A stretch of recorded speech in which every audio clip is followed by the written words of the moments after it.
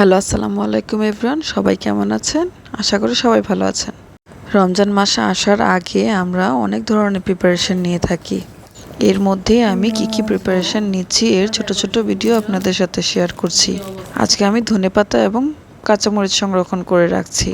ধনেপাতাগুলোকে আমি বেছে ধুয়ে কুচি কুচি করে ঝাঁঝরির মধ্যে রেখে দিয়েছিলাম পানি ঝরার জন্য।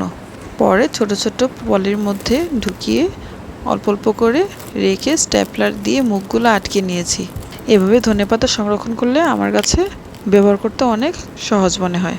ধনেপাতাগুলো সবগুলো যদি আমি একসাথে রেখে দিতাম তাহলে বারবার বক্স বের করলে ধনেপাতাগুলো নষ্ট হয়ে যাওয়ার ভয় থাকে। সেজন্য আমি ছোট ছোট পলিতে রেখে তারপর ডিপ ফ্রিজে রেখে দিব।